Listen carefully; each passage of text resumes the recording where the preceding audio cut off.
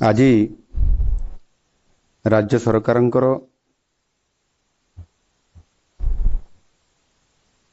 सैंतीसतम cabinet बैठक बसीथिला। एही अवसर रे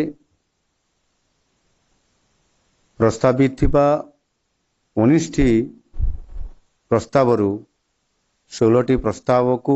आज आलोचना सहित ताकू ग्रहित होईची एवं समुदाय 13टी विभागर ये समस्त कैबिनेट रे आलोचना हेकी ताकू मंजूरी प्राप्त होईची। सबुठार गुरुत्व प्रसंग होची जे ओडिशार मेडिकल इंजीनियरिंग एवं अन्यान्य उच्च शिक्षा और प्रजुति शिक्षा पाठ्यक्रम रे नाम लेखा पाई संरक्षण नीति रे आज राज्य कैबिनेट रो एक गुरुत्वपूर्ण निष्पत्ति इथे राज्य कैबिनेट ग्रहण करिसेंती। एही निष्पत्ति द्वारा राज्यर अनुसूचित जनजाति 22.50%, अनुसूचित जाति 16.25% एवं सामाजिक और शिक्षागत भाव पछुआ वर्ग अर्थात एससीबीसी छात्र छात्री माने 11.25% संरक्षण से पाइबे। यही संरक्षण व्यवस्था राज्यर समस्त विश्वविद्यालय सेमानंकर अनुबंधित कॉलेज और शिक्षानुष्ठान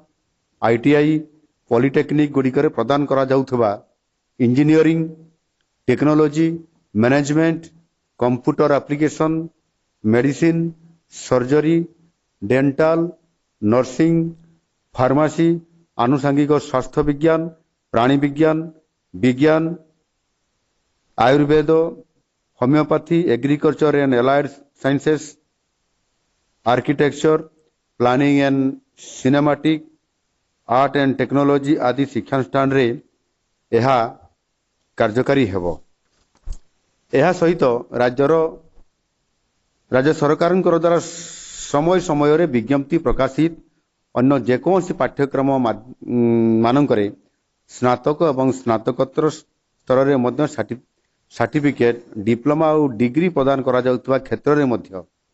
नूतन संरक्षण व्यवस्था कार्यकारी करा जिवो। एटारे मु कहिबा पय चाहे राज्य रे अनुसूचित जनजातिंकर संख्या 22% रु अधिक थिले मध्य दीर्घ दिन धरिकरी राज्यर वैषयिक वृत्तिगत मेडिकल और आनुषंगिक पाठ्यक्रम रे समानक पई संरक्षण थिला मात्र 12%, जोटी 22% रु अधिक अनुसूचित जनजातिंकर संख्या थिला एवं सेही बड़ी भाबरे अनुसूचित जातिंकर संख्या 17% रु अधिक थिले मध्य समानक पई मात्र 8% रो संरक्षण थिला। आ सेही परी जदि हम देखिबा सामाजिक को शिक्षागत पछुआ वर्ग मानकर पई कोनसी संरक्षण ये व्यवस्था आदौ नथिला। सामाजिक न्याय प्रदान और सशक्तिकरण क्षेत्र रे एही पार्थक्य समस्या दीर्घ दिन धरिकरी रही आसुथला एवं गत सरकार मानकरे याको कोनसी प्रकारर समानको न्याय प्रदान करिबा पई कोनसी प्रकारर गुरुत्वपूर्ण पदक्षेप नबा तो दूरर कथा ये बाबद रे मध्य गत सरकार चिंता भी करि नथिले। स्वाधीनतार 78 वर्ष मध्यरे मुख्य स्रोतरु बाहर थिबा एही वर्गर साधारण और छात्र छात्रींकर अधिकार अर्थात जनसाधारण और छात्र छात्रींकर अधिकार सुरक्षा पाई अनेक आंदोलन हेची दाबी हेची सचेतन सृष्टि करा हितले मध्य तांकर संख्या अनुपात रे संरक्षण पाई कोनसी सरकारी एभली पदक्षेप केबे नेई नथिले। मो पाई व्यक्तिगत भावे अत्यंत आनंदर विषय जे माननीय यशस्वी प्रधानमंत्री नरेंद्र मोदी जी नेतृत्व रे आमे एही एसटी एससी और पछुआ वर्ग पिला मानकर शिक्षागत अधिकार और सशक्तिकरण पाई एही गुरुत्वपूर्ण पदक्षेप नहीं पारिछु। समृद्ध ओडिशा गठन दिगरे आमर एही पदक्षेप आगामी दिन में निश्चित भाव में एक वरिष्ठ पदक्षेप सदृश हबो। मु आउ गोटे सूचना देवा चाहूँगी या मध्यरे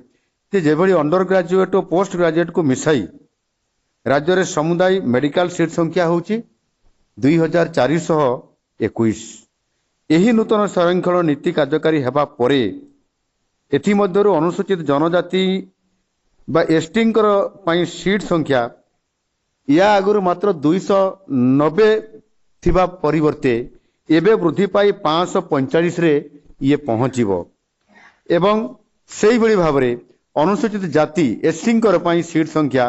193 मात्र थिबा परिस्थिति भितरे एबे वृद्धि पाई 393 को वृद्धि हेबो।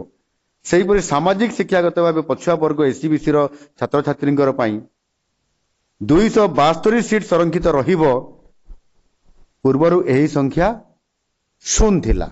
बा 0 थिला। सेही भଳି जदि आम इंजीनियरिंग सेक्टर में मध्य देखिबा समुदाय 24,579 सीट मध्यरु एससींकर आसन संख्या 5,300 एसटींकर अनुसूचित जनजाति एसटींकर आसन संख्या 5,349 वृद्धि पाई यह ता डबल अर्थात 10,030 को वृद्धि हेब एवं एससींकर आसन संख्या जो 3,566 थिला 7,244 को ये वृद्धि पाइब एवं सामाजिक शिक्षागत पछुआ वर्ग बा एससीबीसी छात्र छात्री 5,015 सीट संरक्षित रहिबो जोठी समानकर संरक्षण सीट थिला मात्र 0 बा 0 थिला। एणु निश्चित भाव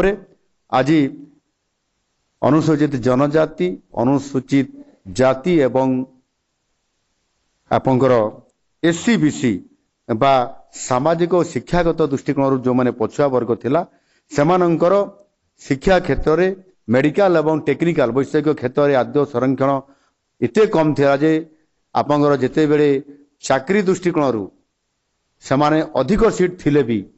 22% थिले भी सेमाने मात्र 12% सीमित रहउतले 17% एससींकर सीट थिले भी सेमाने मात्र 8% पाउथले। ये दृष्टिकोण नगण्य थिला आ सेथिपाई प्रति वर्ष जो संरक्षण